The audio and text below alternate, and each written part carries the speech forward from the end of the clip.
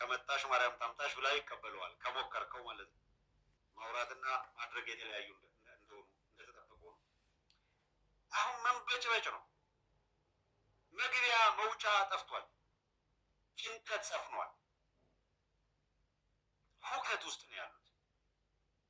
ሱሌማን ደደፎ ዛሬ በይፋ ወጥቶ ግልጽ በሆነ መንገድ ኤርትራን እንወጋለን ብሏል። ግልጽ በሆነ መንገድ፣ በማያሻማ መንገድ ኮዝ ለመስራት ሞክረዋል።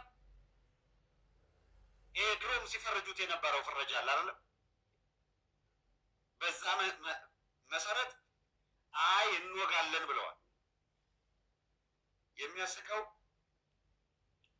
በጣም ያስደነገጣቸው የኤርትራ ጀነራሎች ወይም ወታደራዊ መኮንኖች መቀሌ መጥተው መታየታቸው ነው ያስደነገጣቸው። እዛ ደግጠው ብርጌድ ንሓመዱ በሚል እንቅስቃሴ የሚያደርግ የኤርትራ የሻዕቢያ ተቋሚ ነኝ የሚልን ኃይል አዲስ አበባ ላይ ሚዲያ ደርድረው መግለጫ እያሰጡ የኤርትራ መንግስት ልኡካን ለምን መቀሌ ያየናቸው የኤርትራ ወታደሮችን ብለው ነው የሚጨንቃቸው። እናንተ ምን እየሰራችሁ ነው ከነሱ ከኤርትራ ተቋሚ ናቸው ካላችኋቸው አካላት ጋር ተብለው ቢጠየቁ ምንድን ነው ሊመልሱ የሚችሉት? ኦፍኮርስ መልስ ኖሯቸውም አያውቅም። የሚጠይቀንም የለም ብለው ስለሚያስቡ ማንስ ይጠይቃቸዋል? እውነት ለምን የሚጫወቱ አካላት አይደለም የፈለጉትን። ስለዚህ የሚጠይቀን የለም፣ የፈለግነውን ማድረግ እንችላለን ባዮች ናቸው። ዳትስ ዋይ በእያንዳንዱ እንቅስቃሴያቸው ላይ ምን እንዳደረጉ ምን እያደረጉ እንደሆነ እንይ። ለምሳሌ ቴንኪው የስ ትክክለኛው ይሄ ነው። አመሰግናለሁ። ራሱን ጽምዶ በሚል የሚጠራውና የጦርነት አባዜ የተጠናወተው ይላል። እንደምታዩት ቡድን ሁሌም ማነው ሁሉም ሊታገለው ይገባል ነው። ግንባር ህዝባዊ ማዕበል ብርጌድ ንሓመዱ የሚል መጠሪያ ያላቸው ዘገባውን የሚሰራላቸው ማን ነው? ፋና።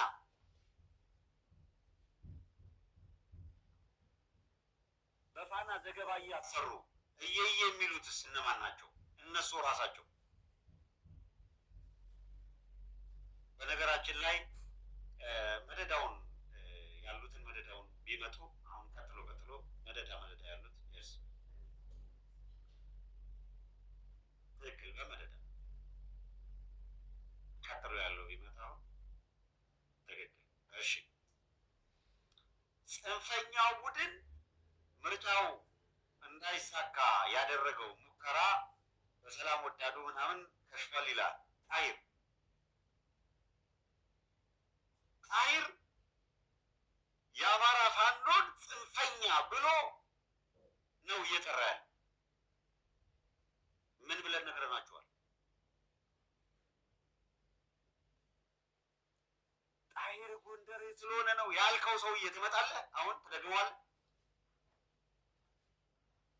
ደረጀ በላይ ነው ጣሂር ነው ጎንደሬ። ሰለሞን አጠና፣ ሀብቴ ወልዴ፣ እነ ኮሎኔል አበራ ዛናው እና አርበኛ አበበ መልኬ ወዘተረፈ አርበኞቹ እስካሁን ድረስ በዚያው በአርበኝነት መስክ ላይ ያሉት እነሱ ናቸው የእውነት ቴዎድሮስ የእውነት ጎንደሬ ወይስ ይሄ የምትለው ጣሂር?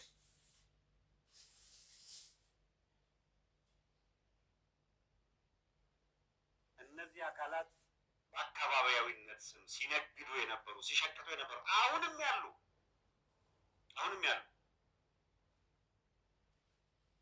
ነበሩ ብለህ የማታልፋቸው አካላት መጨረሻቸው ምን እንደሚሆን ደጋግመን ተናግረናል።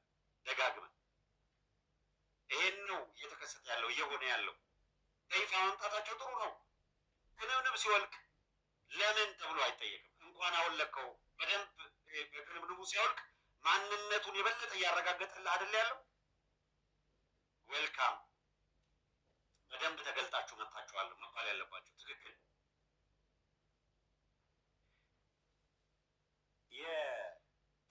ትናንትና ውይይታችን ላይ የአብይ አህመድ ወደ ባህር ዳር ማነው መሄድ አንስተን ነበረ። እሱ ላይ የምንለው ይኖረናል። የኤርትራን ቀዳሚ ያደረግነው ግን ብርጌድ ንሓመዱ አዲስ አበባ ላይ መግለጫ እያሰጡ እና አብይ እያካበቱ ነው። የኤርትራ ወታደራዊ ኃይሎች መቀሌ መታየታቸው ደግሞ እነ ሱሌማን ደደፎን ጨርቃቸውን አስጥሏቸዋል። አብይ አህመድ ውጊያውን ከኤርትራ እንዲጀመር እያለከለከ ነው የሚገኘው። ከመጣሽ ማርያም ታምጣሽ ብላ ይቀበለዋል። ከሞከርከው ማለት ነው። ማውራትና ማድረግ የተለያዩ እንደሆኑ እንደተጠበቁ ነው። የተባበሩት መንግስታትን ዜና ስሙና እንደገና አብይ አህመድ እየሰማ ነው ብለን እናስባለን። እንደ ዳንኤል ክብረት እያዳመጡ ነው። ሚዲያ ሪቪው የሚሰሩ ሰዎቻቸው እያዳመጡ ነው። ምን እየተባለ እንደሆነ በየሚዲያው ነው። ይሄን ሚዲያ ማለት አለ። እሺ ዜናው ምንድን ነው መሰላችሁ? የተባበሩት መንግስታት ድርጅት የተመድ የሰብአዊ መብቶች ካውንስል የወቅቱ ፕሬዝዳንት ሲዳራቶ ሲሪዮ ዲፕሮ በጄኔቫ የኤርትራ ቋሚ መልእክተኛ የሆኑትን ያዙልኝ። የተመድ የወቅቱ ፕሬዝዳንት ሲዳራቶ በጄኔቫ የኤርትራ ቋሚ መልእክተኛ የሆኑትን ሀብቶም ዘረአይን የካውንስሉ ማህበራዊ ፎረም ሊቀመንበር አድርገው ሾሙ ይላል። ሀብቶም የካውንስሉ ማህበራዊ ፎረም ዋና ሊቀመንበር ሆነው የተሾሙት የአፍሪካ ሀገራት በእጩነት ካቀረቧቸው በኋላ መሆኑን ፕሬዝዳንቱ በጻፉት ደብዳቤ ገልጠዋል። የማህበራዊ ፎረሙ ሊቀመንበርነት የካውንስሉ አባላት ለሆኑ ቀጠናዎች የሚሰጥ ነው። በዚሁ መሰረት የአፍሪካ ሀገራት ለማህበሩ ፎረም ሊቀመንበርነት ጠቁሙ ሲባሉ ማንን የጠቆሙት?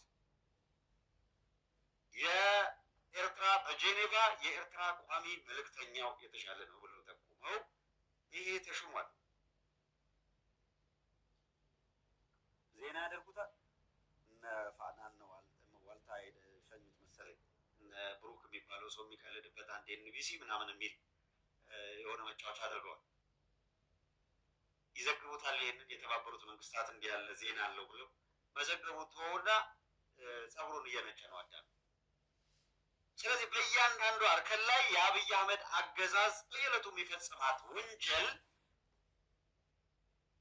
በተሻለ ሁኔታ የት መቼ እንዴት መቅረብ እንዳለበት የሚያስችሉ ሁኔታዎች እየተፈጠሩ ትኩረት ምን እንደሆነ የዓለም ዝንባሌ ምን እንደሆነ ግልጽ እየሆነ መጥቷል።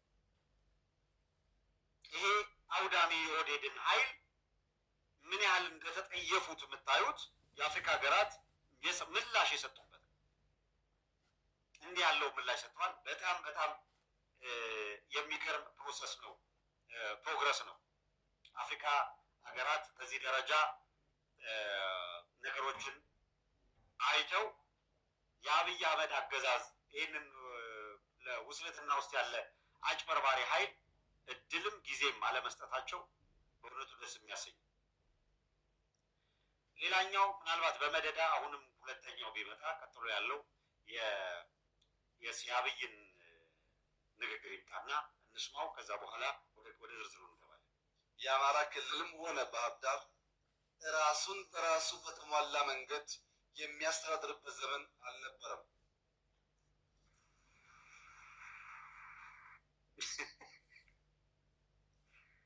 የአማራ ክልልም ቢሆን ባህር ዳር ራሱን በራሱ የሚያስተዳድርበት የተሟላ የማስተዳደር ምናምን አልነበረም አለ። ሉክ ስሙ፣ ፕሬዝዳንታችን ከነሙሉ ክብራቸውና ሕግ ሰጣቸው ስልጣን ጋር ያሻቸውን መወሰን የሚችሉ የታመኑ፣ የተወደዱ፣ የተከበሩ፣ የሚሰሩ፣ የሚያሰሩ ፕሬዝዳንት ናቸው።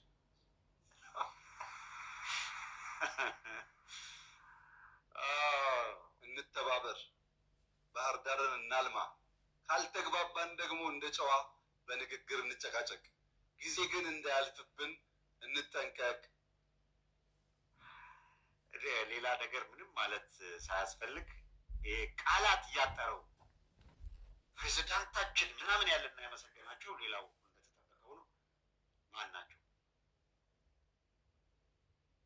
ቃላት አጥሮት ፕሬዚዳንታችን የወቅቱ ፕሬዚዳንት ማለት ነው። 6 ቁጥር እግዚአብሔር ያሳያችሁ። እኔ አሁን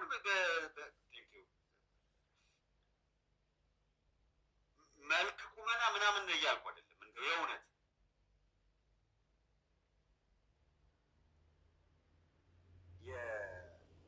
ይሄ የእውነት የትብብር እንቅስቃሴ ጨው ብቻ ይዞ ሄዶ እዚህ ሰውዬ ላይ ነስንሶ ነበረች ጠፋች ወደሚል መቀየር እኮ ነው። በቃ አሁን ለአማራ ሕዝብ እውነት ለመናገር አብይ አህመድ በአማራ ሕዝብ ላይ እንዲሳለቅ ራሱ ተጨማሪ ጊዜ ማግኘቱ ነው የሚያስቆጨው። አብይ አህመድ ወደ ስልጣን ከመጣበት ኦህዴድ ወደ ስልጣን ከመጣበት ጊዜ ጀምሮ አስተውላችሁ ከሆነ በ27 ዓመት ውስጥ አማራ ክልል 3 ፕሬዝደንት ነበር የነበረው። በ27 ዓመት 3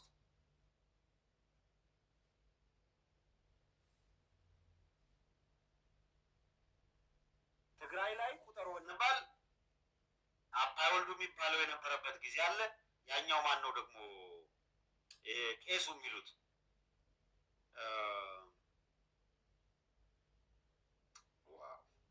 ስሙ ጠፋኝ። ገብሩ አስራት የነበረበት ጊዜ አለ። አትሊስት ገብሩ አስራት፣ አባይ ወልዱ፣ ደብረ ጽዮን እና ያኛው አንደኛው ቄሱ የተወሰነ ጊዜ ቆይቷል። ክልል ሊቀመንበር ፕሬዚደንት ቢያንስ 3 ወይ 4 ምናምን ልጠራ ትችላለህ። በ27 ዓመት ውስጥ አማራ ጋር 3 ነበር። አብይ አህመድ ከመጣ ጊዜ ጀምሮ ባሉት አሁን እስካሁን ባለንበት ባለፉት 8 ዓመታት ውስጥ 6 ፕሬዝዳንቶች ነበሩት። አማራ ክልል ደርስ በሸኖ ቅቤ በሶን እየበላ ቦያሌ ይገባል። እንኳን አዲስ አበባ ከኛ ምናምን ብሎ እዛ ሊከራከረ ቀርቶ የትኛው እናት የወለደችው ጀግና የትኛው ልብ ያለው አካል እዛ ሊጠብቅ ነው? አብይ አህመድ ነው? ብርሃኑ ጁላ ነው? ባጫ ደበሌ ነው?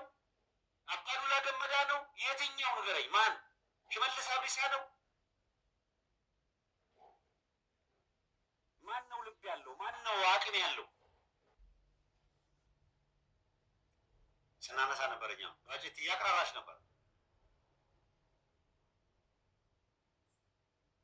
ተያይዘን እንጠፋለን፣ እንደዚህ እናደርጋለን። ልክ በቃ የማጥፋት የተለየ አቅም ያላቸው አድርገው ራሳቸውን የሚስሏት ነገር አለች። ስቂ ነገር እና ባጫ የአባዱላ ሬዲ ከሆነ እሱን ወደፊት ብታመጭልኝ። የአባዱላ የስ እስኪ እንስማ። ካድሬነቱንና አስተባባሪነቱን ለመግለጽ ነው። ጀነራል ባጫ የተባለበት ሌላ ምክንያት አለው። በጣም ታመም ነበርና ታመመ። ከታመመ በኋላ በብዙ ስቃይ ውስጥ አልፎ ዳነ። በብዙ ሞቷል ከተባለ በኋላ ዳነ። ሞቷል ከተባለ በኋላ ሐኪሞች እዛ በሜዳ ደረጃ ለዚህ እንትን ሊያደርጉት እንኳን በማይችሉበት እዛ በኋላ የዳነበት መዳንና መንቀሳቀስ ሲጀምር ወተት ይበጠብጥልን ነበርና እኔ ዛሬ ወተት በጥብጬ ላጠጣችሁ ብሎ ይሄ ለእርዳታ የሚመጣ ወተት ከዛ ዝም ብለን ትንሽ ትንሽ የወሰድን የምንጠጣው በጣም ከመጠን በላይ ውሃ ጨምሮበት በጠበጠና አንዳንድ ብርጭቆ መጠጣት ሲገባ 3 አጠጣ። ስለዚህ አንዱ ተሰውቷል። የአዳማ ልጅ ነው ተወልዶ እዛ ከኛ ጋር ነበር። አንበጫበጭ ከዋለ እዛ ባጫ ሆነ። አሁን እሱ ወይ አንበጫበጭከው ባሻ፣ አሁንም አንበጫበጭከው፣ ግርናውን አንበጫበጭከው። በአጠቃላይ ኦህዴዶችን የሚገልጻቸው ይሄ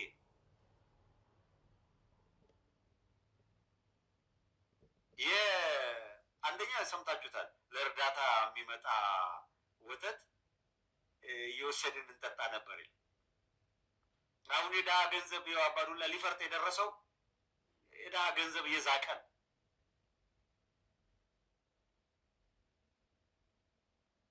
እነዚህ ሰዎች ምን የነበሩበትም ሁኔታ ሄደን የሚያሳይ ሰው ምን ወተት በጥብጦ ለመጠጣት የሚበቁ አይደለም።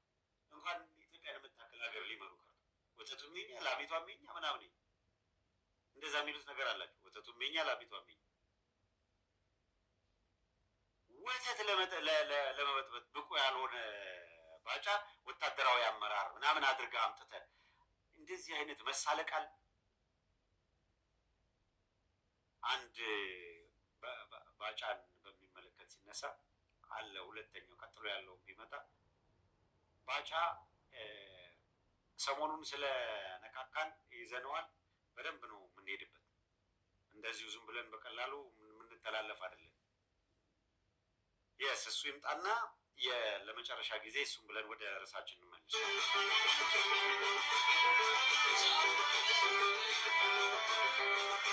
እስቲ ጎበዝ ጨፋሪ ማለት ነው።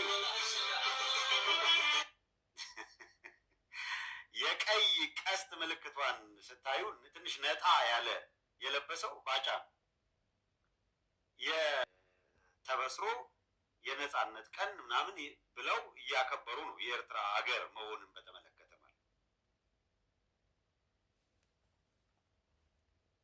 በእውነቱ ካያችሁት ባጫ ጌቾ ባጫ እስክስተኛ ነው፣ ኪነተኛ ነው፣ ዳንኪረኛ ነው። አመጣው ልብስ አልብሶ ምናምን ያለው አይደል ጌታቸው ረዳ። እዚህ ጋር ጌቾ አንድ ነገር አልተሳሳተም። ባጫ ዳንኪረኛ ነው። አልብሶ አመጣው እልም ያለ ዳንኪረኛ ምናምን የሚለው ያው ከምታዩ እልል ያለ አለ የተባለ ሌባ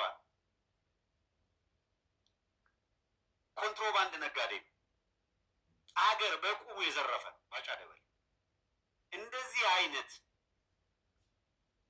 ምርኮኛ የነበረ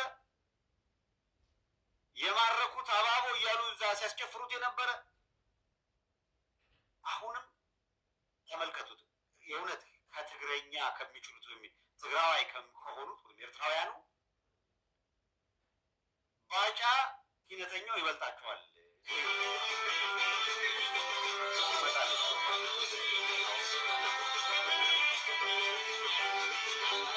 ነጣ ያለው ነው ባጫ።